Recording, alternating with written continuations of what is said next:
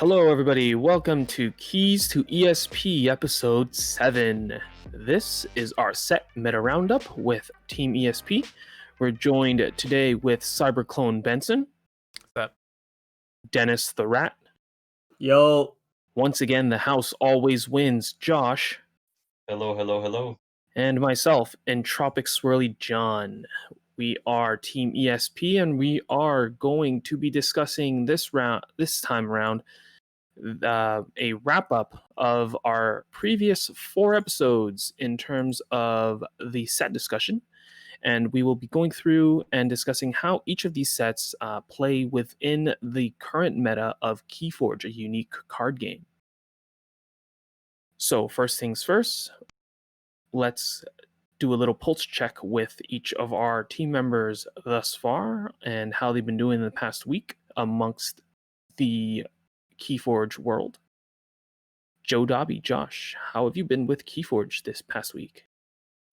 Rough. The TCO, it's kind of hard to get into. Keyforge is just that game that I'd really prefer to play in person. And since we can't do that, have to manage somehow. But unboxing videos once a week, I still do those, and it still gives me kind of like that hope that we'll eventually get to visit our locals and enjoy again. Yeah. Awesome. How about you, TC Trace? How you been doing Keyforge? Crack more packs? Open up more stuff? No, actually, I haven't. It's been surprising. I went to look at my Dexa Keyforge account, and the last time I uploaded a deck from fresh from the box was November 1st. I was about 19 days from then, and it's been literally the longest since I've opened any deck. As far as any Keyforge stuff that I did this week, I was just selling decks. Went through 2,000 decks to try to find decks that I was selling, so that's going to be shipped out tomorrow. Nice. How about you, Cyberclone Benson? How you doing with Keyforge in your life?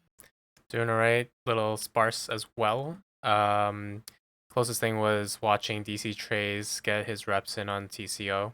Well, just one game really. He can share more details if he'd like. But yeah, there's some issues around that we've all kind of encountered. A little bit of the bad instead of all the good that TCO does bring in terms of access to the game. And otherwise, I did open another box, did a recording, just finishing up some edits there. And y'all see my opening of a Deus Silas deck. So that's going to be exciting. Awesome. As for myself, I've been going through my old decks, just kind of reminiscing the good old days.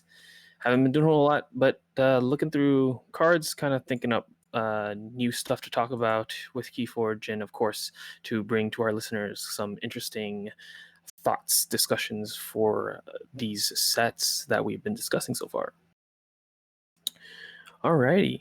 So let's jump right in. Before we even go into a set meta roundup, I would like to just recap each of the sets, and for listeners, just a quick reminder, maybe about a minute each, of each of the sets that we did discuss thus far and the discussion that was had.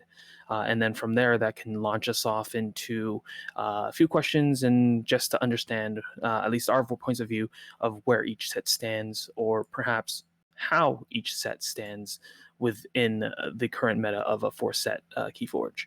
So first off, of course, it was Call of the Archons, the red box. We drew straws here. So Dennis, you want to give us a quick recap on Call of the Archons? All right, so what we covered in Call of the Archons was Shadows was the best house. Second house was close to, I think it was Untamed, as far as I remember. The meta was not using the board. A lot of the archetypes that's Call of the Archons is based around is rush decks. So pips, either generation or cycling through and then generate. There's also big steals. What else? Just a bunch of no board and rushing. That's what the best thing that Coda does. And we talked about the erratas. A couple of big erratas that happened, which was documented, and we talked about it in a big section of our podcast episode there. Cool. Awesome. So next set after the red box was the blue box, the Age of Ascension. Josh's first set. Josh, you want to give us a recap of how that discussion went? A blue box. Woo-hoo. So Age of Ascension revolved around, well, Age of Ascension was the introduction of a more board-based style of play. It basically kind of made for an added layer of decision making and interactions between the cards on the board. A lot of prevention from of things like reaping. A lot of capturing has been introduced into the set, and I guess we also kind of discussed the general comments from the community with regards to how underpowered the set was compared to other sets all the way up till now, and that the most competitive decks were basically the 1% cream of the crop major combos that we discussed, like Jenka and and Brig. But yeah, feel free to listen to the previous AOA episode if you guys are interested in hearing about those combos. Cool. And Benson, you got Worlds Collide, the purple box, the Yep. sexiest box, some would say. Purple is a great color. So Worlds Collide took what AOA brought to the table and I think took it up to the next level. They introduced 2 new houses, Saurians and Starlines, replacing the Mars and Sanctum at the time, and brought in a few new mechanics as well, including Exalt, Enrage, Warding, and they took Purging to another level as well. So we talked a lot about those aspects. The meta was against more board focused, starting with AOA's introduction, and then Worlds Collide again further to that point. And also was very combo heavy. I think we discussed that in Call of the Archons as well, in terms of the base combos there. One of them in AOA, and Worlds Collide had that much more potential for combos as well. They also introduced leaders as a keyword, a trait. Each house had their own leader, and further introductions of more key cheating in various forms, whether actions or artifacts, that was brought to every other house in addition to what was already in existence in previous sets. Cool. All right, and of course the most recent set, which is I guess you call it the black box, mass mutation with the giant Niflkong or giant ape on there.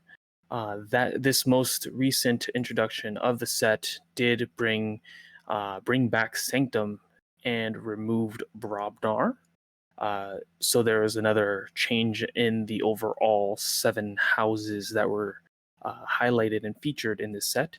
But most notably, this included in this set something with giant cards, which creatures that span 2 cards, furthering the uniqueness of the game and making every single card potentially unique to in of itself is the enhancements that was introduced with algorithmically generated sets.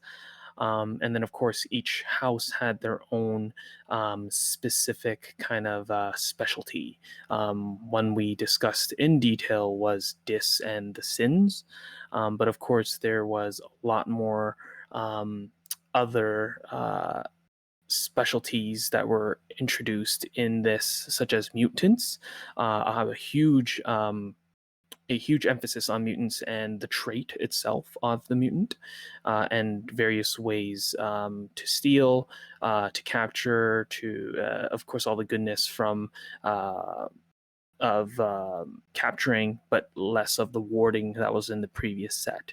But it still builds upon all the previous introduced items with even more.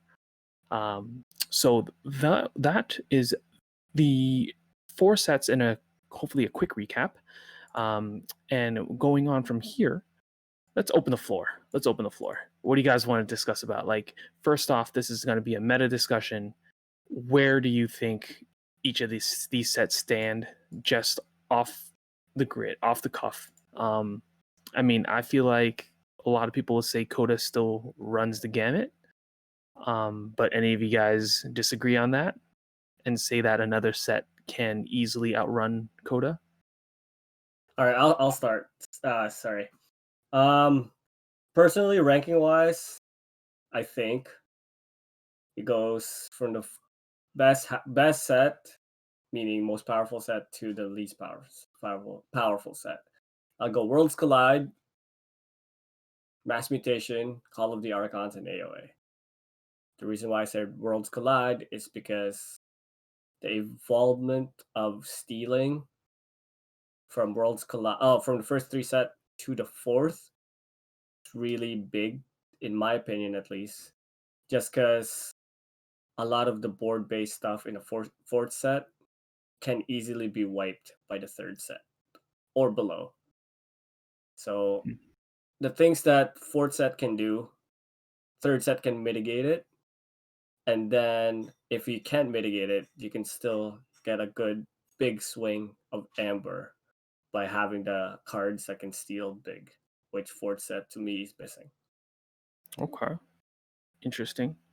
Yeah, anybody else have counter to that? Is Worlds Collide the best? In my list, slight different organization. Top of my list is going to be Mass Mutations. Second is actually going to be a really close, more or less tie between Coda and Worlds Collide. And last place is AOA, unfortunately. So I do see where Dennis is coming from, in terms of his measure of his tier order. For me, from my experience in playing these sets, I've seen Mass Mutations do a lot of what the 3rd set was good at. The shift is in terms of which houses I preferred and what cards really stacked up in those houses. So, to kind of put into perspective, in Worlds Collide, the strongest house essentially, I think we came to a conclusion that Saurians was more or less the strongest house in Worlds Collide, and so a lot of the play and it's all based around what that set is good with, and then the rest have their own supporting roles. And I will add in Worlds Collide, the purge mechanic that was further enhanced was very good. Now, we see those traits in Mass Mutations as well, from my perspective in Dis, in terms of the purging mechanic. In Furnaces, I've actually seen more of in this set than in Worlds Collide, but that's just my personal experience, so I don't know if that's actually true. And then, because Untamed is my favorite house, in terms of gearing towards my own playstyle, Mass Mutations is a better fit, as I do see the Untamed in Mass Mutations as very powerful in and of itself, like how Saurians was powerful in set 3. So with that in mind, like there's a lot of anti-steal function that came in originally in Worlds Collide in the form of like Discombobulator, Odoak the Patrician. But in set 4, we have another common Cephaloist in Untamed within the house that rushes. So it protects your Amber while you're rushing up, and that's perfect. There's a few other anti-steal components as well that were introduced in Mass Mutations that further kind of counters the Call of the Archons approach to rush and Amber control together, whereas the pure rush is not so affected by that. So looking at between Call of the Archons and Worlds Collide, it's close because one is built around speed and running and generating. The other is a lot more control based from my perspective. Like it has its own way of running, but it's a bit different. I see like key cost control and things like that was introduced a bit more in Worlds Collide 2, which I forgot to mention earlier. But that also exists in set 4, but I think a kind of a lower or pullback scale compared to Worlds Collide. So the key cost control, once it's in place, that can really hold down that rush deck that is trying to key cheat its way to victory because they're making them pay that much more. But if it's not set up yet, and that deck runs fast enough and gets to everything it needs to forge 3 keys before you can even land, put everything you need to hold them down with, then it's gonna jump ahead of the race and finish before it even starts, kind of thing. So Coda definitely still has its place in their top. But again, like it's all very situational. It's almost like luck of the draw. So in this way, I think it's really good for the game in that it's very balanced. Regardless of what approach you use, there is no best approach. There is no best deck. It's more of what will you come across and how best can you focus on your strengths of your deck to counter what the opponent might and to answer back for when the opponent throws things at you. So yeah, like all in all, that's my tier list. Mass Mutations up top, Coda with Worlds Collide in second place together, and coming in with the rear is Age of Ascension. Josh, where do you stand on this then? Yeah. Are you AOA all the way? No, no, no. I actually think Mass Mutation is top for me. I do agree with Benson on that front. And the reason really is, in addition to the enhancements, the card design has switched from big swings to incremental momentum building card design, where you are stealing here and there, you're capturing here and there, you're generating here and there, you're archiving here and there, etc., etc. Now, why I think this is so important is because when you are playing a game that's main kind of mantra is play as much or do as much as you can, these little things add up. These little things build momentum and consistency, which is something that might not be so easily handled by a Coda deck in a certain in a way that I guess Dennis mentioned or DC Trays mentioned. Because if you are archiving that much more, if you are purging that much more, if you are capturing that much more, and that often, you might get to your key before your opponent gets to draw a board wipe, right? Board wipes are mandatory in Coda in order to survive uh, in the next 3 sets. And generally speaking, Coda cards are efficient. Coda decks, top Coda decks are gonna want to be as efficient as they can, so they're not gonna carry as many removal as as there is in Mass Mutation. Mass Mutation, some cards that will wipe a board will also give you 3 Ember first. You know what I mean? Or let you draw two more cards. And I think in terms of progression towards a win condition, you're more consistent with sticking to Mass Mutation because of those reasons. Now, Worlds Collide and Mass Mutation are very, very competitive together, which is why I like that.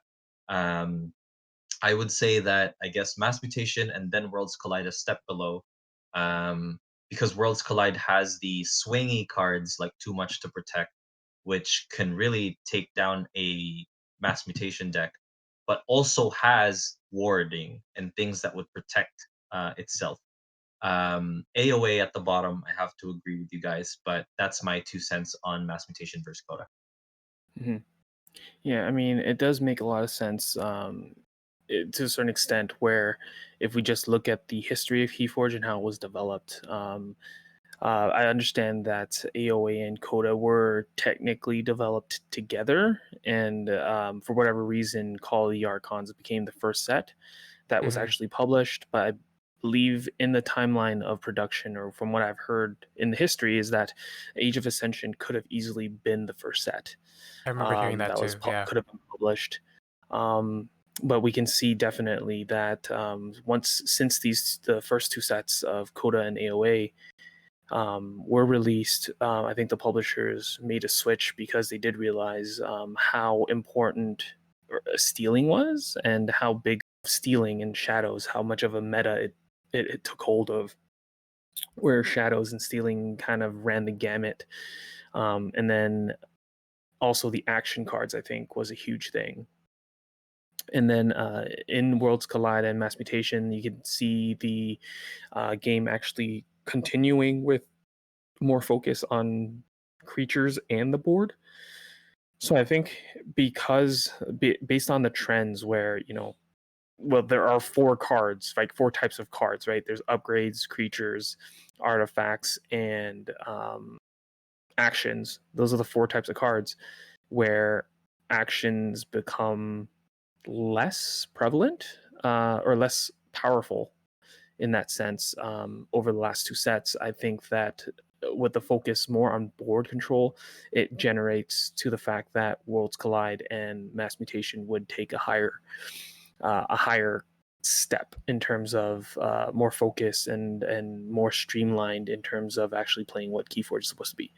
Of course, there are these outliers though, where we have the situation with artifacts that can cause all sorts of havoc, such as what we discussed in for Worlds Collide, the Quixel Stone, right?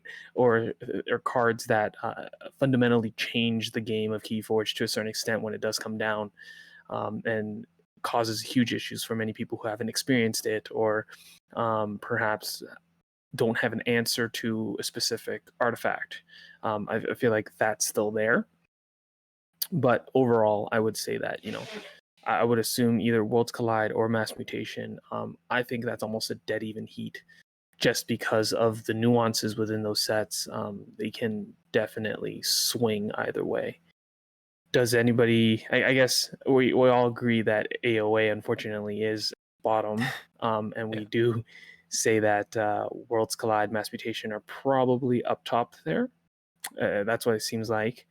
My question is though, is it based off of the overall average that you're looking at, or are you looking at the top cards from each of the sets? Because of course, finding a top tier deck is questionable at most. But if you take an average of each of the sets, does that change the way in terms of the meta you would hit? Of course, granted, if you go into an Archon competition, you're not taking the mediocre set. But if you're playing a sealed, would that change? If you had 4 decks in front of you, blue, red, purple, black, which one would you reach for a sealed if you were going to sealed? I'll jump in. So if I were to go for a 4-set sealed where I pick one deck from that set, I would still go Mass Mutation.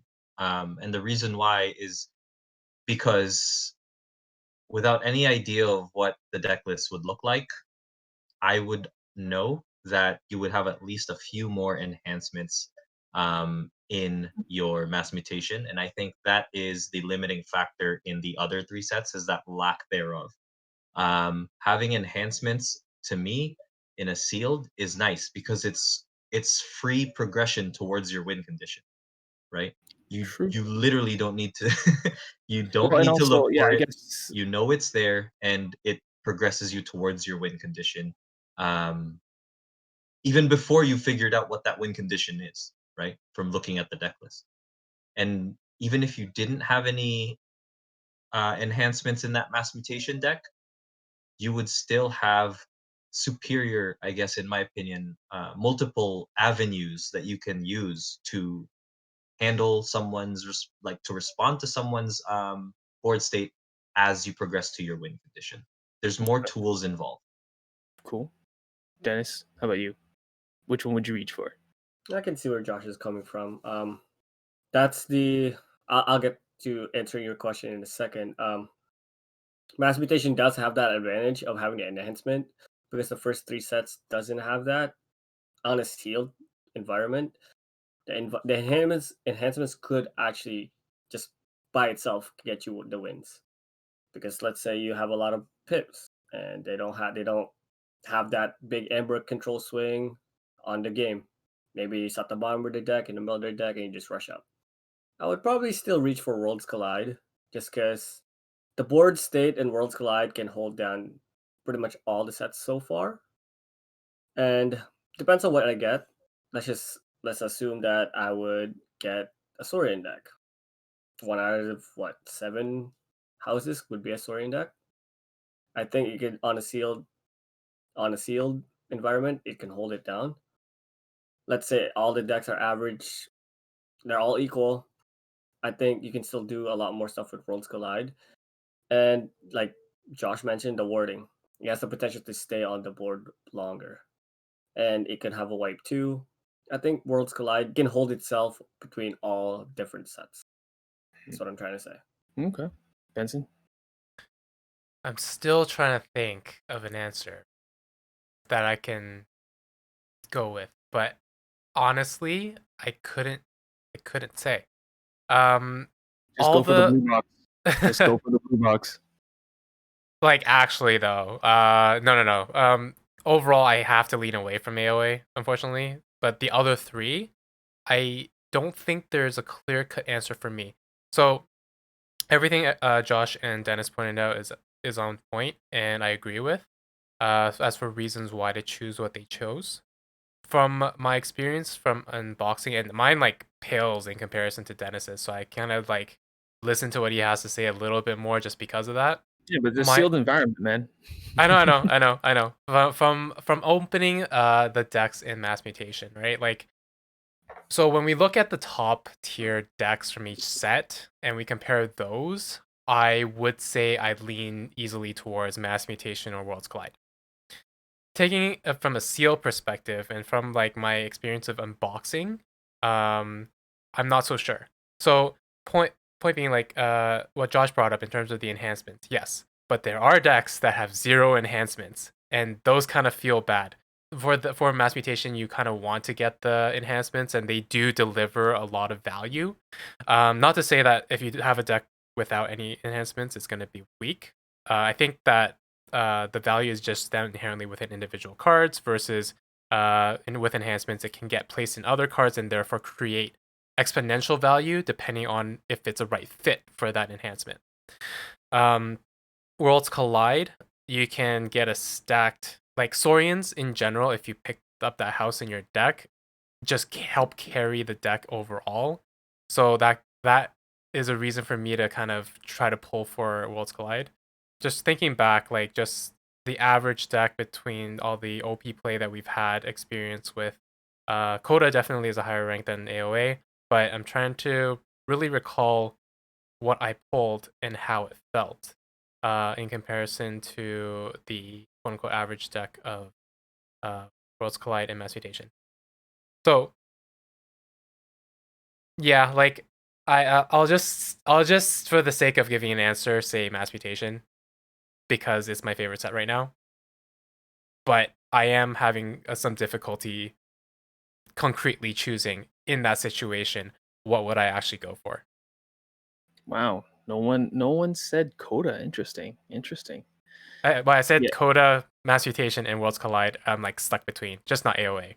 Well, for that, I'm just gonna say I'm gonna take the AOA box, but require all my opponents to have start off with 6 chains. I mean, that I'll play it. I'll play it for fun, right? I mean, Yeah. whatever's left. But yeah, no, I think Josh bringing up enhancements right off the bat. What I wanted to comment was, I mean, if it was a sealed environment, to a certain extent, I think having enhancements is a great idea, but we still haven't seen an official tournament play how the enhancements work, whether or not. Um, well, I guess it's sealed. You won't even know, right?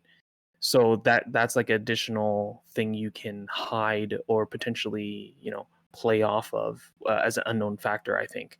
And I feel like that kind of skews Mass Mutation to a more, if you had like a four house or a four set, sorry, a four set sealed environment, I think with Mass Mutation, just because that one additional type of kind of hidden information that you can keep from your opponent, I think would throw that almost to a certain extent unfair, like an additional advantage kind of thing you can get with the enhancements, right? Because like anything, you could just talk it up, and if you open a deck with no enhancements, you just Yep. act like you have enhancements on every card. Yep. Right. Um, so I feel like Mass Mutation itself might have an uppercut there, just in terms of like hidden information wise. But I feel kind of sad that no one picked the blue box. But if I was going in to win, I guess I wouldn't be picking that blue box either, unless I got Okay, because of stipulations. admittedly, there's still that little bit of temptation to try to pull a Jenka deck because I still don't have one. Yeah. I guess different people, different reasons for going into a tournament or something like that. Yep. Yeah.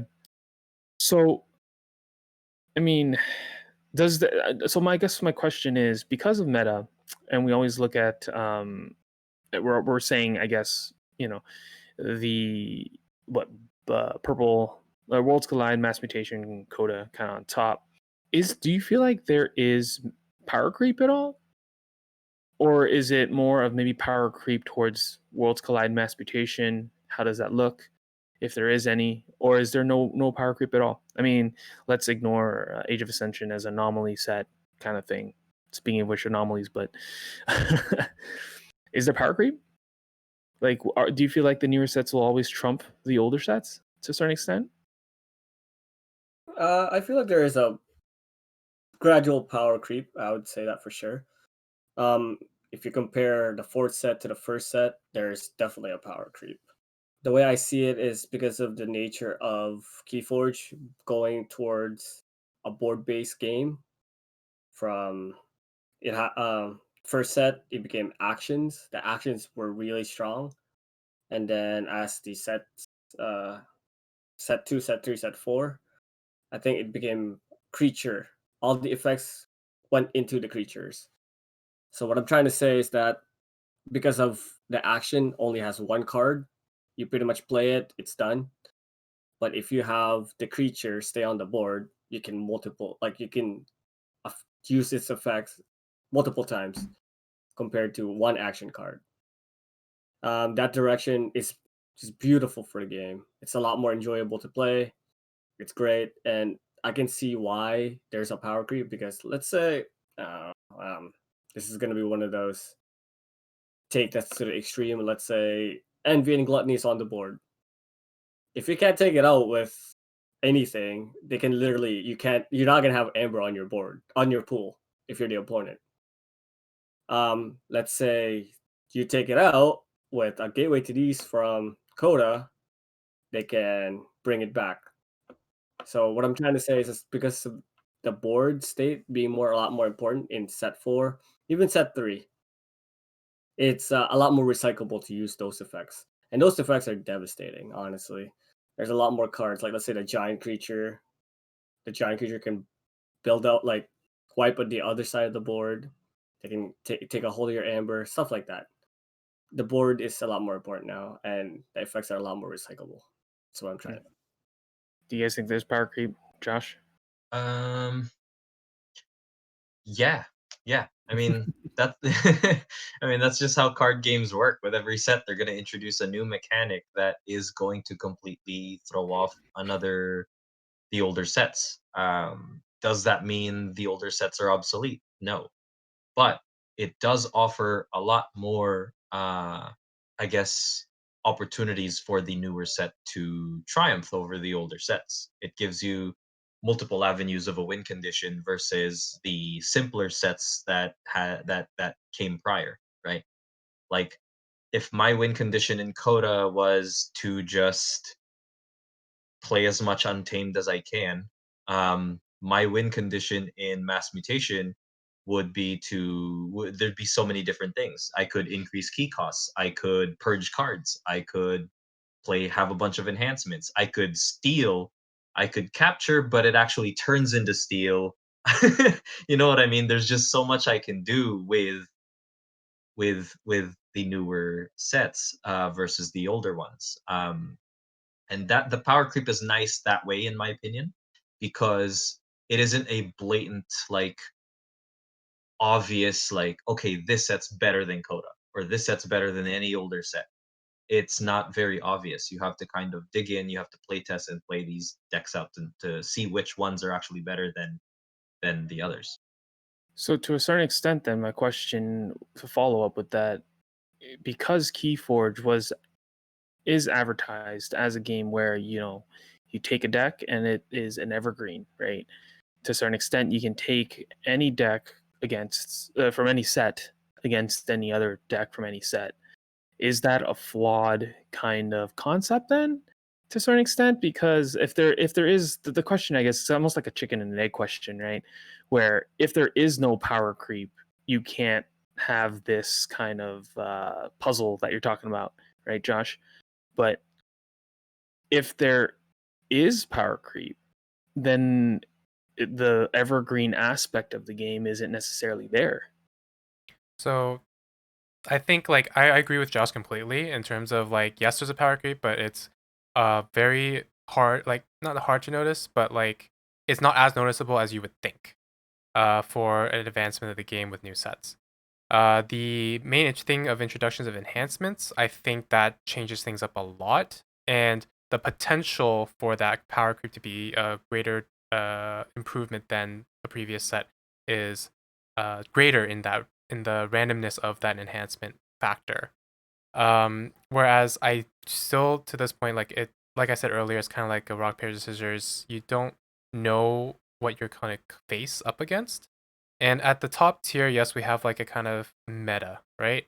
Where you know you need to have like a toolkitty deck to respond to various things, or are you of the mindset where you want to be a master of speed and generation, and then you go Coda, you just run and get 3 keys before the opponent can get their blockers in place, then you win before that happens. But if you don't win before that happens, then you're probably gonna lose. Or you go for the toolkit, and it's like a lot of back and forth, and you try to answer when they play something, set something up so you can do this at this point in time in the game. So it becomes a bit more tactical than, and depending on like how your approach is with strategy, it could be very simple in terms of a rush deck, or a slightly more complicated with a combo deck and things like that. So like I think the game is evergreen. To your second question, yeah, like it kind of does seem oppositional in terms of having a power creep and then the evergreenness of a game. But I think the implementation within Keyforge has been very good. And there are yeah, you could really pit a deck from any set against any other set and still have a great time with, and potentially a competitive game with, depending on what you have. Inherently, we choose the later sets to go with because of the potential that all these new tools come as they come in with the enhancement, with more purging options, with other versions of previously seen tools. But the original heart of Keyforge is still a race to 3 keys, and you can't say Coda doesn't do that well. So it's just a different method, and yeah, like within Coda, just to kind of almost backtrack to the previous topic, but I do see like a lot of focus on one attribute of a deck in Coda decks, where like the typical rush deck, super high Ember generation, lot lower of Amber control, speed is questionable, and so on and so forth. Like these different characteristics, it seems like in Coda, it's very much focused or heavy on one aspect, and then you're weak in the rest. Whereas mass mutations, we're seeing a bit more heavy on one, but not as weak in the others, which gives it that power creep. But it's not that noticeable in that like the truly fastest decks in Coda can still potentially outperform the fastest decks in mass mutations and other sets. At least from what I've seen, but again, I haven't seen all of them. I haven't seen all the top tier, highest ranked decks or highest performing decks because we haven't seen any tournament play in the last year. But yeah, like so that's where I stand, and like yes, I agree. There's a bit of power creep, not too noticeable, and in terms of it being evergreen, I still think it is. At least so far, we don't know how much of a power creep the new stuff will like bring with Dark Tidings, and I think there's a lot of focus around Evil Twins and Exhaustion and how that's going to play into things.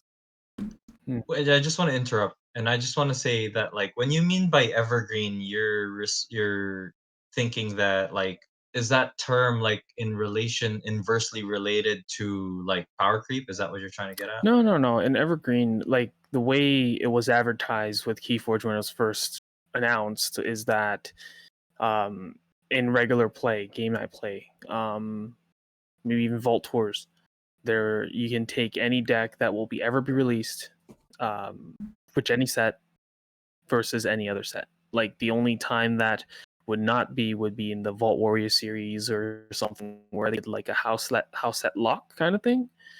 So I'm just saying that the idea of Keyforge is advertised saying that you can take a third set deck against a second set deck against the first set deck at any given time effectively. That was the as advertised kind of thing where they will never get cycled out. Okay, so I want to say that fundamentally it's sound. Like technically you can just grab any deck against any deck. Your enjoyment level, I don't know where that would fall. Yeah. Yeah, No, yeah. no, no. But That's what I'm saying, yes, right? I think generally, like if you try to examine power creep in a game like this where it is as advertised and evergreen, you would notice that power creep across the set as a whole. But when you're bringing top tier competitive decks, I think that's where the best of the best of each set will shine, and it'll all fall down to who shines first. Like what comes out before your opponent's other set comes out, as far as like the cards in the plays. And and and I think that's where that's where power creep becomes a little bit blurry when you get to the top tier decks, because all of them have a specific win condition that isn't necessarily that is probably specific to that set, right? So that's where the difference is, I think. But across a whole, there is a slight power creep in the layers added and the mechanics added into the newer sets. Mm-hmm. Mhm. Yep. Fair enough. Fair enough. So I just want to jump in on that. So I just want to begin with, we don't have as much. I personally, like, I don't want to speak for everybody else. Let's say I don't have specific, I don't have as much experience pinning 4 sets against the other 3 sets. I had quite a bit of experience from set 1 to set 3, and I can definitely say that all 3 of them can compete with each other. But bringing in the 4th set, I'm not sure exactly how it's gonna affect the all 4 sets together. What I'm trying to say is, like, the meta hasn't been laid down on what to bring on 4th set because of the 4th set being implemented with the enhancements. I don't know yet where Coda would fall, World Sky would fall, AOA would fall. Like, what I'm Yeah, trying to say, there hasn't been a whole lot of OP play at all, right? exactly, Especially with the 4 sets. So there's not much information we can all. It's all this is almost speculation. exactly. It's Mm-hmm. definitely a speculation. So let me begin with that. What we're trying to say is that because of the power creep, or like the things that the new mechanics introduce in mass mutation, it's like almost like, oh, I have a new toy. It's shinier than the old one. So it looks like it's good, but as Josh mentioned, as Benson mentioned, as John mentioned, the top tier decks, they can still run against the 4th set. I'm not saying that the 4th set is the best. It just seems like there's a lot more things you can do, a lot more powerful things you can do. But if you face it against a top tier first set deck, it's not gonna be far. It's not gonna be one is gonna outshine the other by a lot. It's still gonna be a close game. That's the beauty of Keyforge, though. Like, the variance of the game, the things you can draw. No 2 games is gonna be the same. Every game is gonna be different, and the top tier decks is probably gonna be still super close games. Super close games. The one's not gonna blow out the other unless you have bad draws, like, because of the variance. And the meta isn't set yet. It looks like I can speculate there's gonna be a lot of Infernuses. Maybe there is, because I've opened a lot of triple Infernuses deck. Are they good? Some of them are, some of them are not. So things hasn't been laid down, and there's not a lot of OP play. We don't know yet. Fair. So, all right. I mean, I feel like it's as we mentioned, it is very currently a speculative kind of scene, and effectively, I don't think anybody will be going into a tournament that I just proposed where you would have all 4 sets available and just grab a set and play sealed kind of thing. That would be fun, though. Not gonna lie. But Yeah. now my question is, if you go into what would be your preferred method now if all 4 sets were available?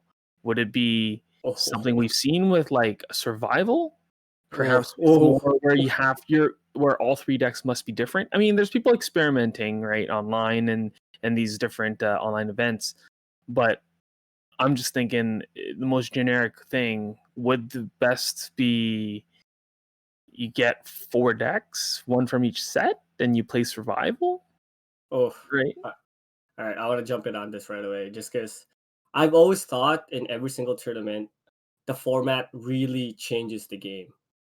I'm a fan of best of three, any other format. Not like let's say best of three in one Archon, best of three in adaptive, or triad. I've always been a fan of that because it eliminates a lot of the variance. My point is, if you give me a format that you have to bring like 3 or 4 different sets, I would enjoy that a lot more than just one set. As John said, survival 4 decks, maybe even survival 3 decks. I would love to have like a different set from different decks from each set, just because it makes it more enjoyable and you get to play all 3 sets. Not one is pushed out the other. Not gonna lie, maybe people won't bring AOA. As much as we're hating on AOA, I don't know. I'm not saying Or we're you hating just on AOA. or you see someone picks AOA and you're like, dude, that thing got Jenka. Exactly. So because of the combo heavy of AOA, it still has a potential. Like I think the most latest Volter, like was it in Albany? Anyway, in Albany, there was a top 4 or top 8 AOA deck. It still has the potential. And it But wasn't Jenka. it wasn't Jenga. So point is, it still depends on the deck. But I really, really love the series, like the series game, like best of 3 different decks rather than one deck and you're eliminated. It's not as fun for me.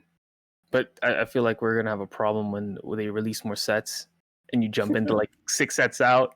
You get a 6 set survival. You're like, oh my god, I'm there forever. Yeah. Long But day. I think in OP though they're rotating it, so maybe casual play if you're doing all the sets, it's wild. I don't know But if they're doing the rotation. Based oh, on what might I just understand, the only rotation that's coming through is for the Vault Vault Warrior. Warrior. Yep. Yeah. Yep. So we'll see Yeah, what that's happens. I true. mean, OP can do whatever they want. Yeah. True. But I just want Dark Tidings. I feel like we've unfortunately run the clock out of mass mutation because we haven't managed to play it. So I do want to play it more, but at the same time, it's kind of I'm already hyped for Hmm. what they've spoiled with regards to Dark Tidings.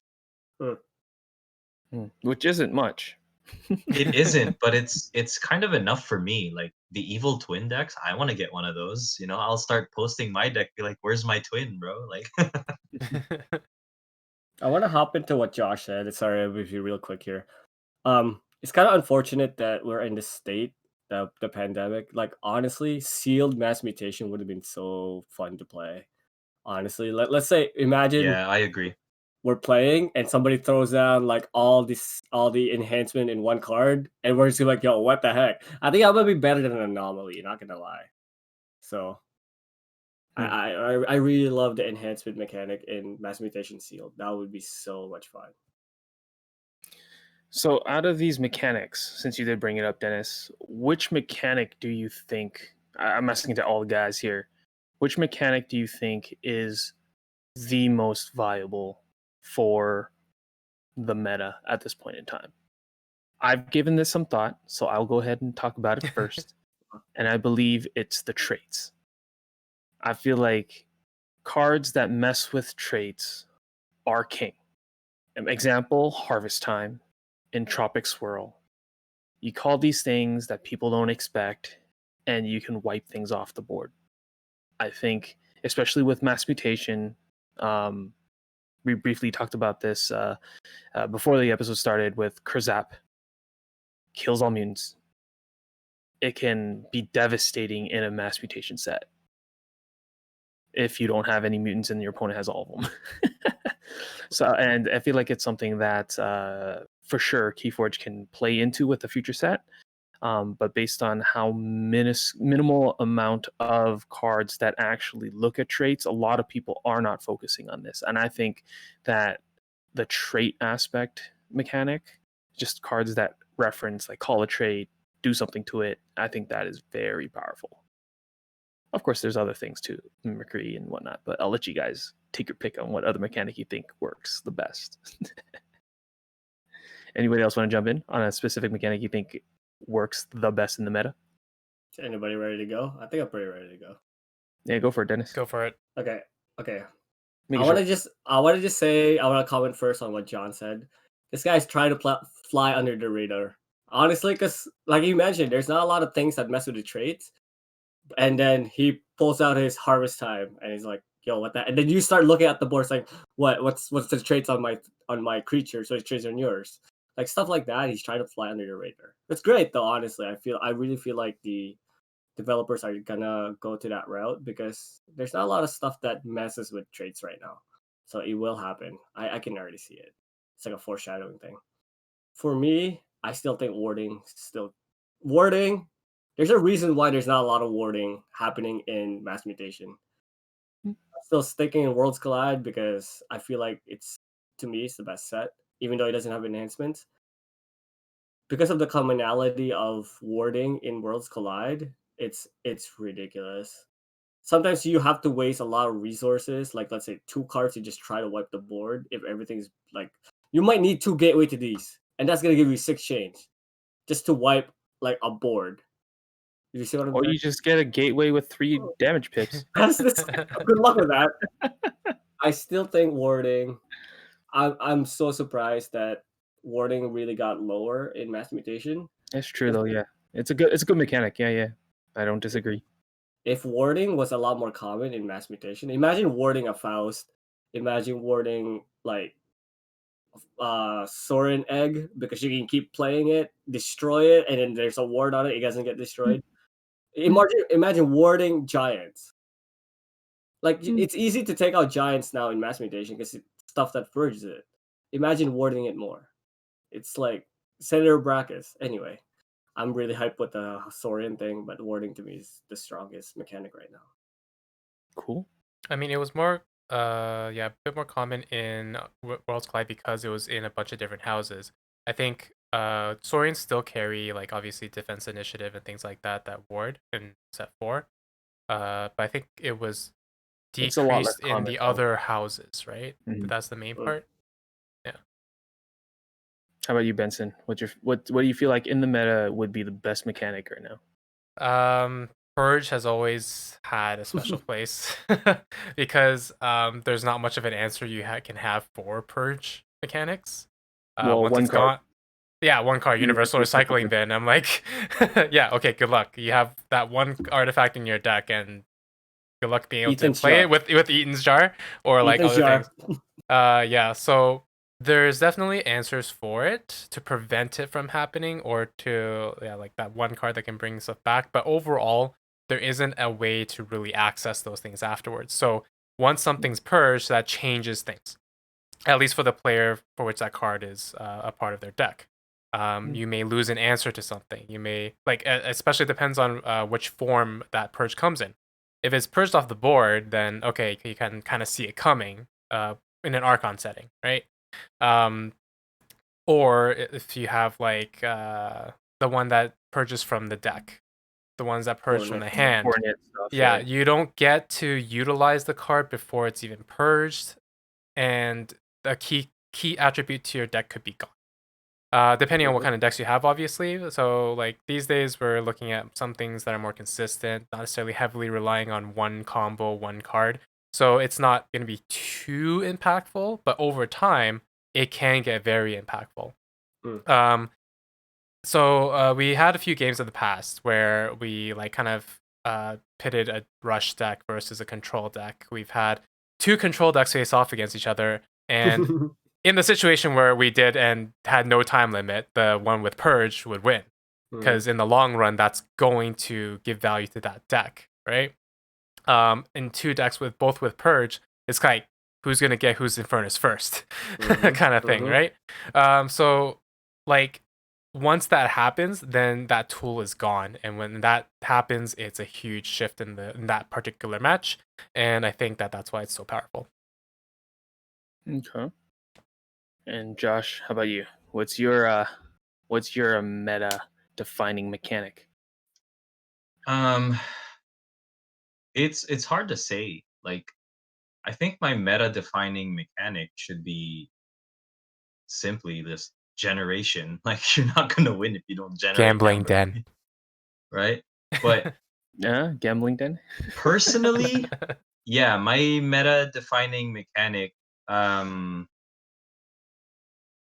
don't even know how to answer that question. There's just so many ways to win a game. You know what I mean? Like, Well, there's only one way to win a game. Well, there's Get 3 only keys. there's one way to win a game, get 3 keys, but there's so many ways to get there, Mhm. right? And it's hard to just pick one. Like it's gonna come down to the deck for me, and it's actually for me, I kind of like study. I figure out what people are going to what I expect people to bring, and I find a way, and I pick a deck that goes that tries to beat that. You know, so I don't know. I can't answer that question. Okay, fair enough. All right. Well, I mean, I think through this discussion, we've realized, there this game itself, there are so many different variables to consider. And even though we're discussing about the meta, even though as much as we're trying to wrap up 4 sets in an episode just to figure out which one is king, there is no way to determine, at least thus far, which set necessarily is king because of all the variables within each set.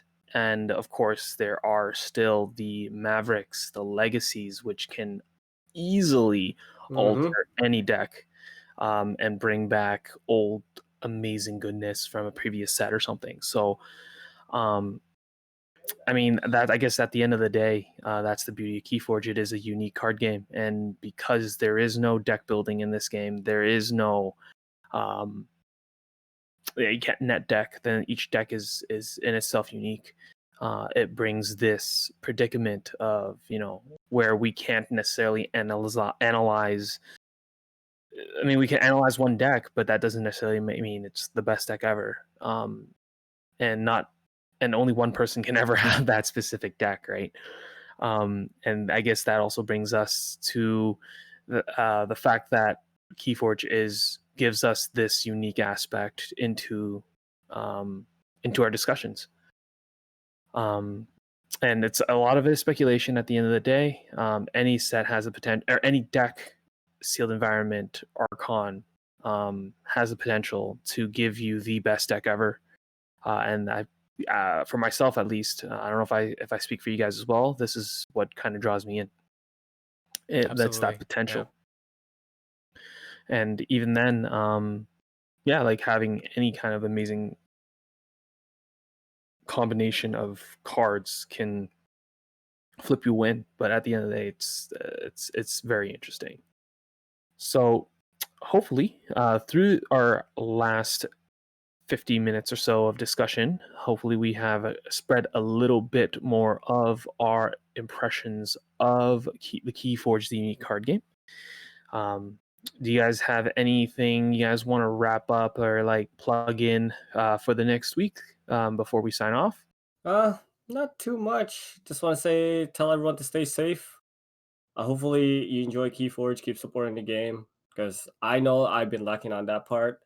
I do intend to keep playing though as much as I can. Sell, keep in the game, and definitely go back whenever we're out of this little jam that we have, all of us. So stay safe. Keep playing.